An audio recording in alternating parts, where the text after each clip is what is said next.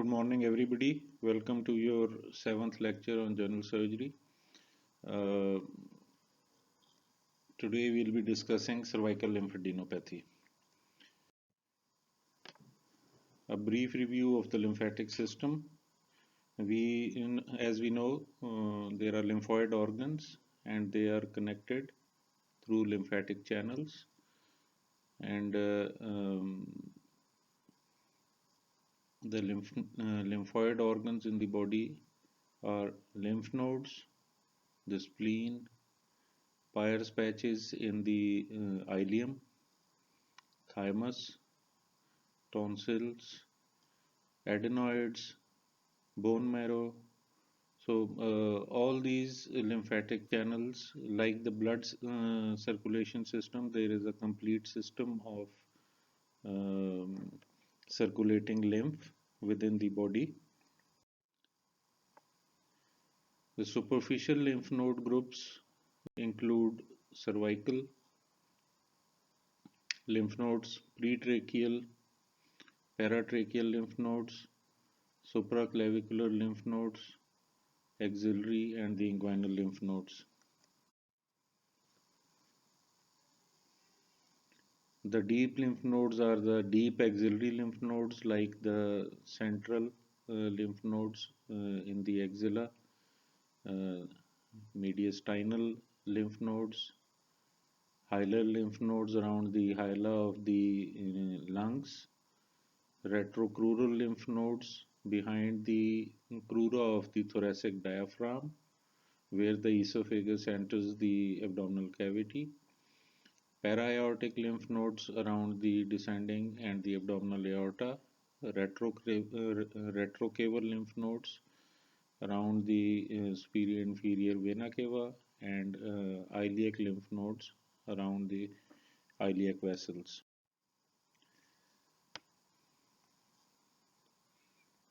Here you can see adenoids, tonsils, submandibular and supraclavicular lymph nodes, thymus, the thoracic duct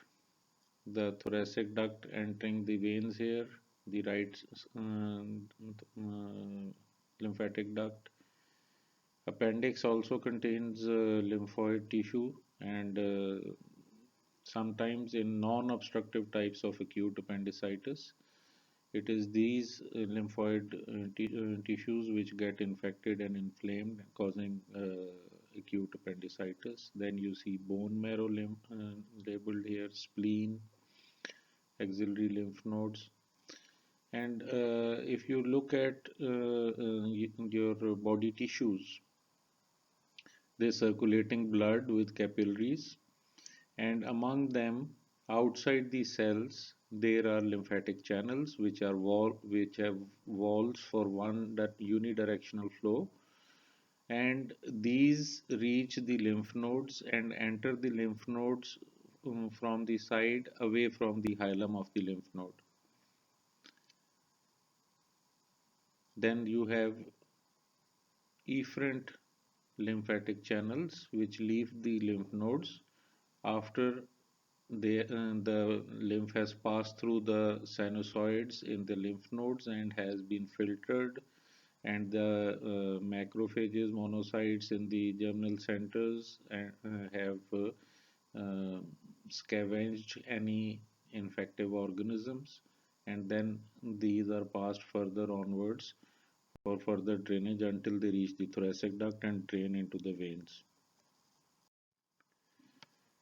There are 800 lymph nodes in the body, and 300 of them are in the neck only, and head and neck. And that is the reason is that you have the nose, the oral cavity, the external auditory meatus.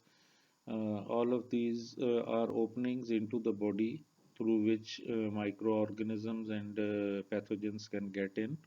So you can say that there are 300 sentinels in the head and neck region alone, whereas there are 800 total in the body.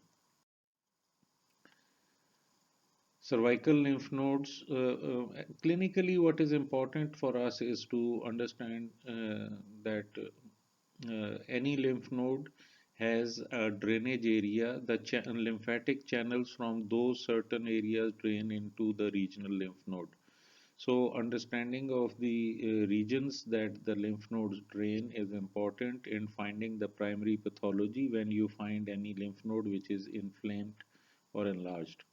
So, the areas which are drained by the cervical lymph nodes include the oral and nasal cavities, the pharynx, larynx, thyroid, ear, whole of the scalp, and face and neck skins. So, we should always keep in mind whenever we are investigating a lymph node enlargement in the head and neck. Then there are certain groups of cervical lymph nodes. We have discussed them previously also. There are jugular lymph nodes around the carotid sheath, in and around the carotid sheath. And then there are submental and submandibular lymph nodes in the area 1. The jugular and the deep upper cervical and lower cervical lymph nodes form area 2, 3, and 4. We have pre-auricular lymph nodes, post-auricular lymph nodes, occipital lymph nodes which fall in the and supraclavicular lymph nodes which fall in the occipital and supraclavicular lymph nodes fall in the posterior triangle, which is area 5 of the zone 5 of the lymph nodes. So we have already covered this previously, but I wanted to touch on this briefly. Here you can see the submental lymph nodes, the submandibular lymph nodes, pre-auricular, post-auricular, jugulo-digastric nodes. Jugulo-digastric nodes are upper deep cervical lymph nodes, which are generally enlarged in chronic tonsillitis. Then you have the posterior triangle, the upper deep cervical, and the jugulo-omohyoid and the supraclavicular nodes. In the zone 6, here you would have the pretracheal, paratracheal, parathyroid lymph nodes in the anterior triangle of the neck. Just a reminder of the zones. Zone 1, submental, submandibular lymph nodes. Zone 2, 3, and 4. This is zone 5, the posterior triangle, and the zone 6 from the anterior border of the sternocleidomastoid to the midline. Zone 2, 3, and 4 overlie the sternocleidomastoid muscle. Another view, here you can see the carotid sheath. Zone 2, 3, and 4. The zone 5, zone 6, zone 1. Upper jugular, middle jugular, and lower jugular lymph nodes. A normal lymph node is basically elliptical in shape, and it has an outer cortex and an inner medulla. A node is relatively avascular. The blood supply, of course, enters at the hilus because the lymph nodes don't have a huge blood supply because they have lymph circulating within them. Usual size is 8 to 10 millimeter for cervical, axillary, and inguinal lymph nodes, and any lymph nodes which are larger than 10 millimeter are need to be investigated. Another look at the histology of the lymph node, the structure of the lymph node. Here you see the hilum of the lymph node, and here you have the efferent vessels, which are lymph is leaving the lymph node from the hilum and entering into it from the surface of the lymph node, which is opposite to the hilum. Then you see germinal centers here, and there are trabeculae, sinus trabeculae here, and medullary sinuses in between. And when the lymph comes from the lymphatic channels, it enters through the lymph node, passes through the sinusoids in the intercellular cellular space, and ultimately is filtered of all the pathogens and crosses over into the efferent lymph nodes for further drainage. However, if a pathogen is strong and overcomes the defense mechanisms in the lymph node, that lymph node itself becomes inflamed, although it may still prevent a large number of the pathogens from passing through the lymph node into the general circulation. However, it itself becomes inflamed and painful and enlarged.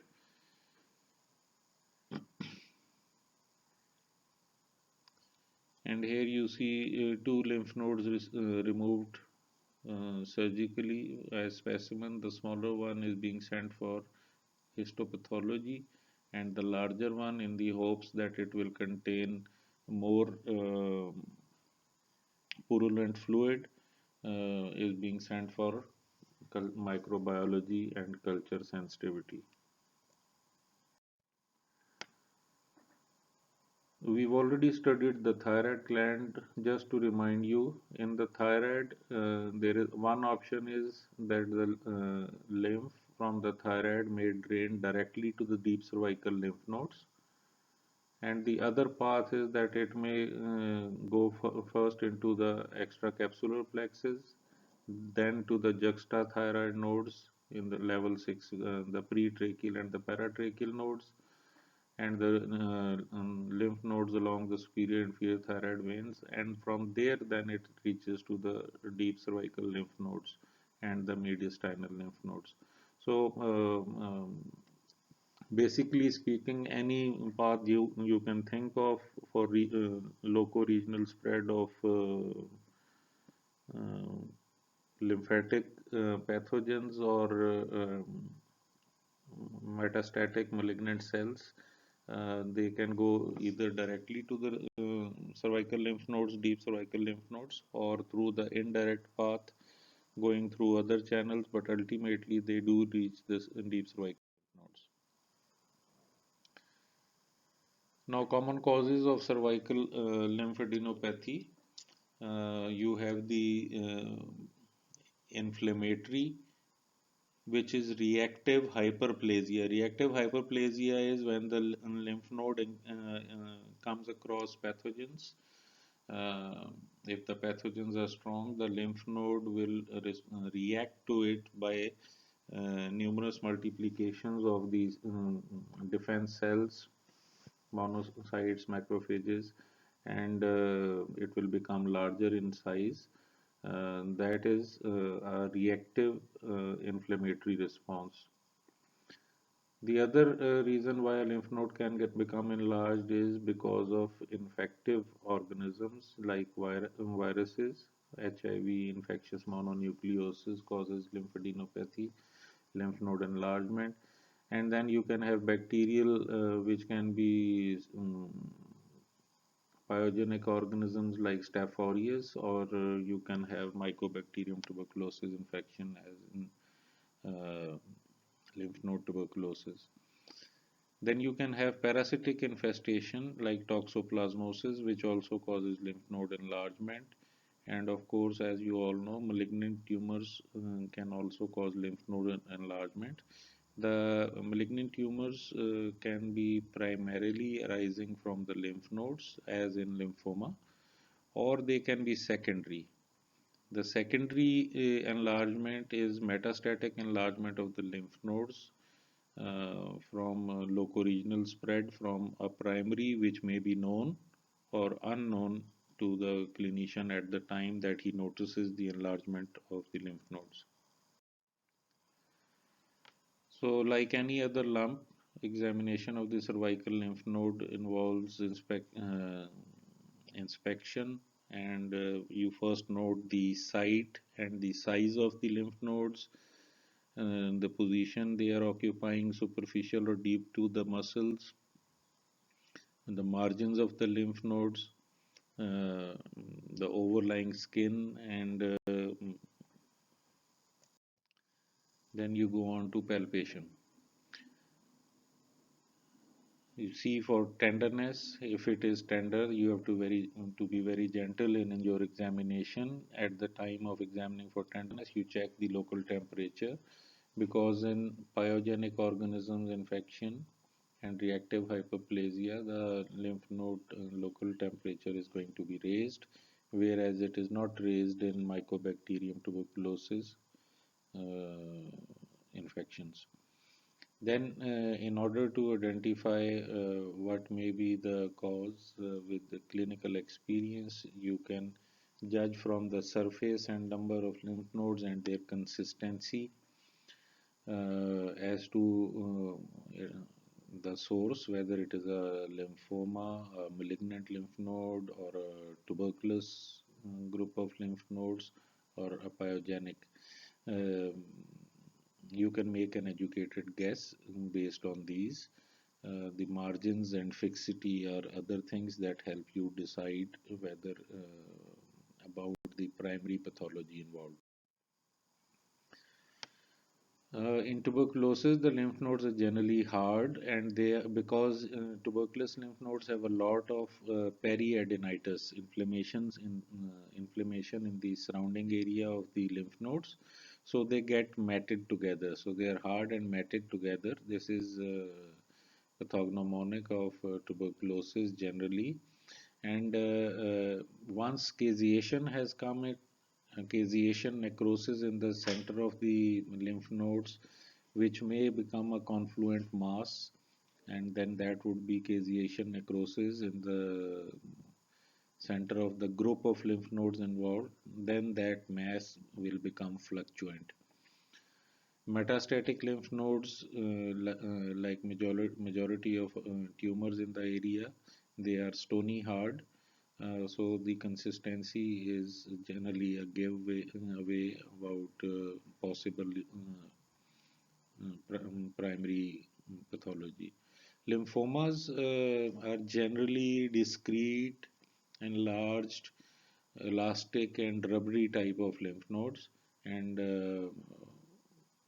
once you've seen these actual cases, then you can uh, usually, I wouldn't be dogmatic in saying that without a histopathology you can come up with a diagnosis, but you can guess at it. In syphilis, especially in the epitrochlear area, the epitrochlear lymph nodes in the arms, you get shorty, discrete, small, firm lymph nodes under the skin.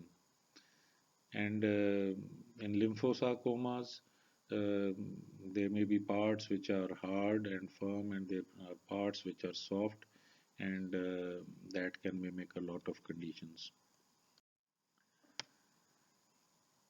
Now, coming back to the examination of the drainage area, you must not, when you are examining the drainage area of a lymph node, you've seen a group of a solitary lymph node or a group of lymph nodes enlarged in some part of the head and neck, then you must search for the cause of that infection or tumor spread in the drainage area of those lymph nodes. So you must always check systematically the teeth, gums, gingival sulci, and the buccal mucosa. Then you must always look for any lesion in the floor of the mouth under the tongue that is likely to be missed. You must check the hard and soft palates. You must look at the tonsils and the fascial pillars. You must also not miss the retromolar pharyngeal wall and the posterior one third of the tongue. Look at the face. There may be a skin lesion, infective or malignant. Look at the anterior nasal cavities, and don't forget the external auditory meatus or the nasopharynx. Um, I would, like I pointed out in the previous lecture, we must not forget the nasopharynx, the oropharynx, and the laryngopharynx. These are the parts which are generally missed because they need specialized uh, equipment and expertise to look at them. So larynx, nasopharynx, oropharynx, hypopharynx, they need indirect laryngoscopy with the reflective mirror, or you need direct fibro-optic pharyngolaryngoscopy. So if you cannot find a pathology and or you are confident that there is some malignant lesion which is draining into the regional lymph nodes, enlarging them, you must not forget this ear, nose, throat in investigation and examination. And then you need to examine the neck also, inspect the neck, and ask the patient to protrude tongue to see if the swelling moves or not, and then palpate the lymph nodes. Now, secondary carcinoma of the cervical lymph nodes is generally metastatic spread that may occur from head and neck primary lesion to the cervical lymph nodes. The primary tumors of the lymph nodes like lymphoma and lymphosarcoma arise from that very group of lymph nodes. But secondary carcinomas arise elsewhere, and then they metastasize through the lymphatic channels to reach the regional lymph nodes. So investigations, it is essential that you make maximum effort, as in the previous slide we have already discussed. You must make all possible effort to examine with whatever modes available to find the primary lesion if you're suspecting that these lymph node groups are malignant.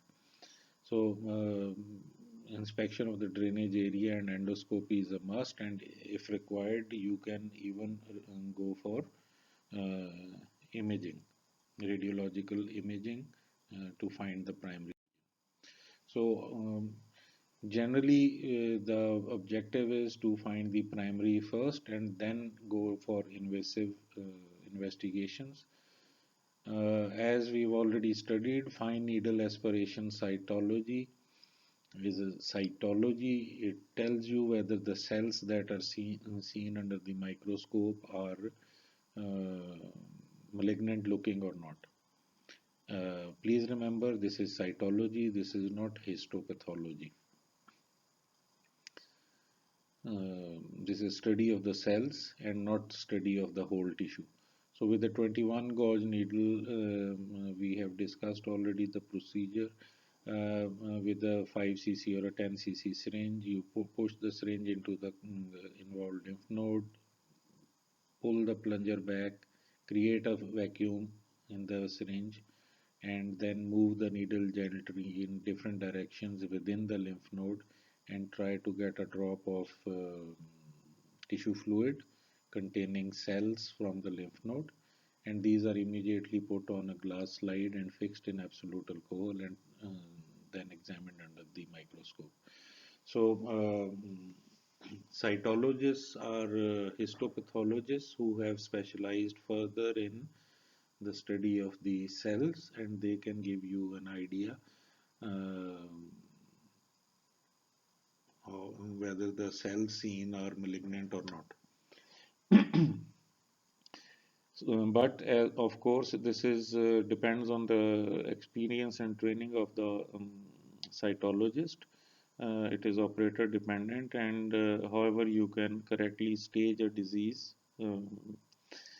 Staging is important to decide upon the course of treatment that you are planning, because for example, if a tumor is a secondary tumor, secondary carcinoma within a lymph node, and the primary is somewhere else, so automatically that means that it has definitely crossed stage 1 and 2 and has gone into stage 3 or stage 4 depending on the carcinoma that you are dealing with. So once the cytologist identifies malignant cells in a lymph node, So, if it is not a primary tumor of that lymph node, then that patient is already in serious condition and has crossed over into stage 3 or even stage 4. Um, Distant metastasis can also, blood-borne metastasis can also present as ultimately enlarged lymph nodes. So that would be stage 4. So, a brief reminder, while studying thyroid, we studied that follicular adenoma and carcinoma of the thyroid, because um, the decision is made on histopathology on the basis of invasion of the basement membrane, and the follicles extending into the thyroid tissue. And here in FNAC, we are only getting to see the cells, so this cannot decide about local invasion within the thyroid gland. So FNAC is cannot differentiate between a follicular adenoma or a carcinoma of the thyroid. Then, as we already know, core biopsy, percutaneous core biopsy, with a 16, 18, or 20 gauge needle, and that gives you a 1 millimeter by 2, 3 or 4 millimeter uh, histopathologically fixable tissue, and you get a histopathology report on your percutaneous core biopsy as compared to a fine needle aspiration cytology. Then we come to imaging modalities. There are plain X-rays. Enlarged hydral lymph nodes would be visible as white shadows around the heart shadow, and axillary lymph nodes may be seen in case of specialized X-rays of mammography, and occasionally enlarged lymph nodes may give out a shadow in the abdominal or pelvic X-rays. Uh, in deeper lymph nodes, the investigations of choice are CT scan, MRI scan, and PET scan. Then, for superficial lymph nodes, you can use the option of ultrasonography. We will discuss each of these separately. So, CT scan, it is the diagnostic modality of choice for identifying thoracic lymph nodes, abdominal lymph nodes, and sometimes pelvic lymph nodes. So, generally, for lymph nodes in the chest and abdomen, CT scan can help you, and CT scan can also be used to pass a needle into the involved group of lymph nodes, and get a fine needle aspirate or a core cut tissue biopsy, instead of doing a full laparotomy operation and then taking out a small lymph node for biopsy. So that saves a lot of problem to the patient. However, the disadvantages are that, CT scan is X-rays, of course, and high ionizing radiation dose. Each CT scan is equivalent to about 400 chest X-rays. That is the radiological dose that the patient gets. Um, but CT scans are very helpful in chest and pelvic and abdominal staging of malignancies. MRI scan, it has higher resolution than the CT scan, and primarily for the head and neck region and the pelvis. In pelvis, I would like to specify true pelvis. The true bony pelvis, the CT scan may not be as good at as MRI. So CT scan is good enough for chest and abdomen in general, and MRI is better for head and neck and for true pelvis, the deeper part of the pelvis. So if you're looking for tumor around the bladder, the uterus, the cervix of the uterus, the rectum or the anal canal or a vulvar cancer staging, then MRI would be a better option than as compared to a CT scan. The big advantage of MRI scan is that it has no radiations. And the disadvantage is that it is not that easily available, it is more costly, and because the patient has to lie in a closed tunnel, um, the patient can get claustrophobic. In CT scan, now there are open CT scans and open MRI scans also available, where the tunnel is incomplete, and that is better for claustrophobic patients.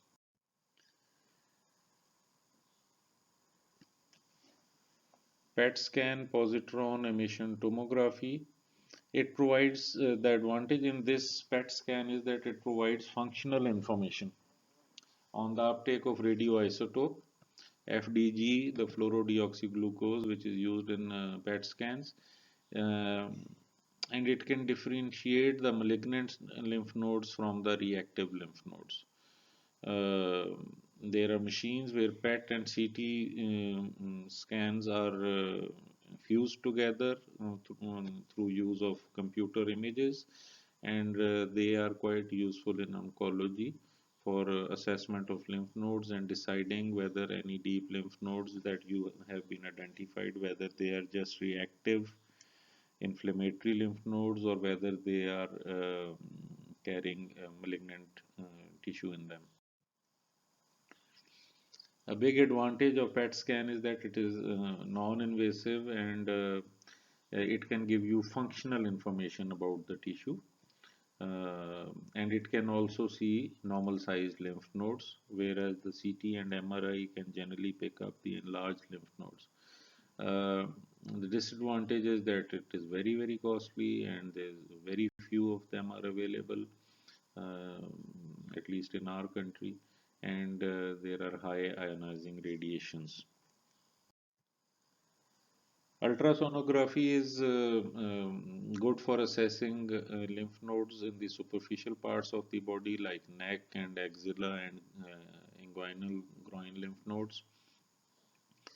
And they can also be used for image guided biopsy. You can see the needle entering the lymph node and then go for your core cut biopsy.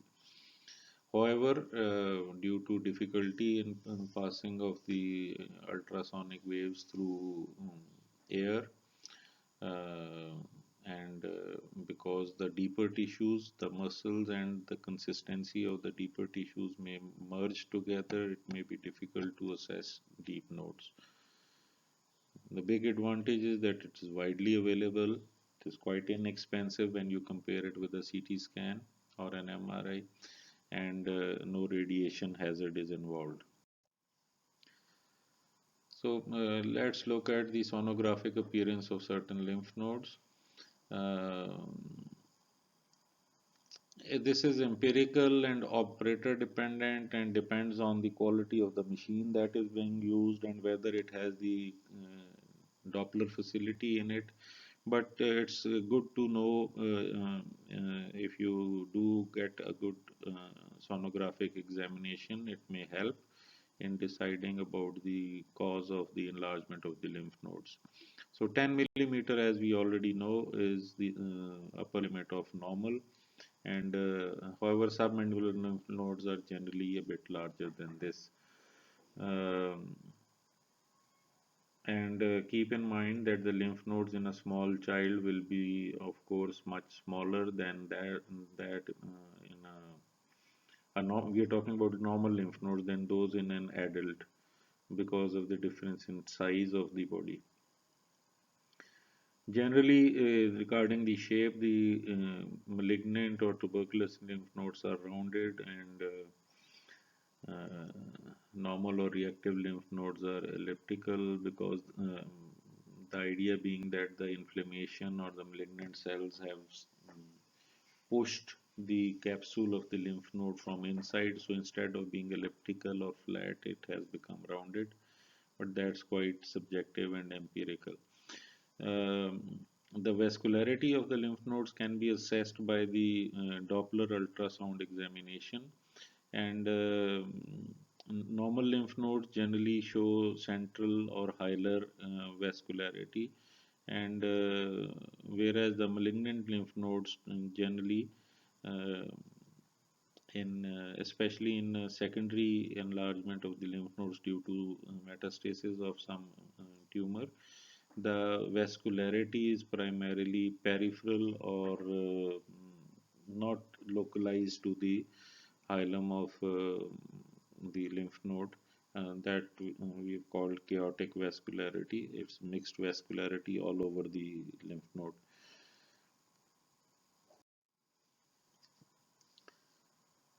Normal hilum of a lymph node is ecogenic because there's fat in the hilum. However, only 4% of the metastatic lymph nodes have hilar ecogenicity because the malignant tissue has eaten up that. Calcification may be noted in case of papillary or medullary carcinomas in their locoregional lymph nodes, and that can, of course, be picked up by ultrasonography.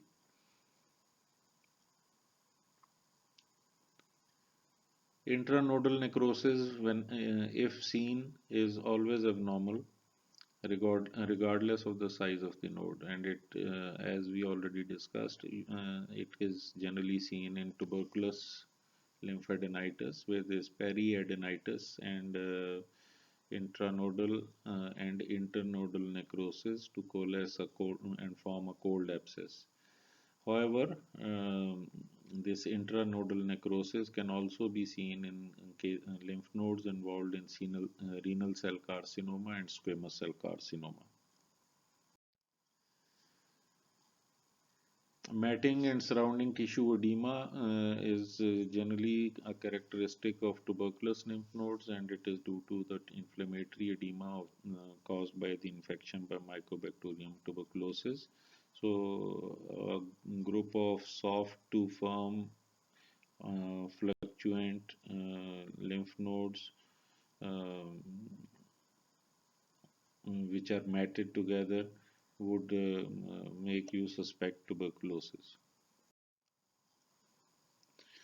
We have already discussed this, but just a brief reminder. There are different types of neck dissections for metastatic lymph nodes. Radical neck dissection is when you remove all of the cervical lymph node groups from group 1 to group 6, and in addition you remove the accessory nerve and the internal jugular vein and the sternocleidomastoid muscle. So this is radical neck dissection. Then you have a modified radical neck dissection where you still excise all the lymph node groups in group 1 to group 6, but you preserve one of the three organs that we mentioned before. In type 1 modified radical neck dissection, you preserve the accessory nerve while sacrificing the other two. In type 2, the accessory nerve and internal jugular vein both are preserved while you are sacrificing the sternocleidomastoid. And in type 3 modified radical neck dissection, while excising all the lymph node groups in groups 1 to group 6, you are preserving the accessory nerve, the internal jugular vein, and the sternocleidomastoid muscle, all three. In selective neck dissection, as opposed to a modified radical neck dissection, uh, the surgeon or the surgical team is just excising those lymph node groups which they think are involved. They may use different modalities to identify the involved lymph nodes, but they are not focused on removing all lymph nodes of all groups in the neck.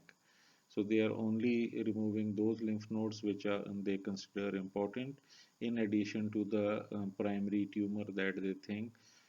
For example, you just see level 6 selective dissection for thyroid suspected malignancy, where you are only removing the pretracheal, paratracheal, and the lymph nodes in the region, and you're not touching the groups in 2, 3, 4, and 5 groups, or one, also one. So you're only touching the level 6 lymph nodes. So that is selective neck dissection. So that brings us to the end of this seventh lecture on in general surgery. Thank you very much. See you next time.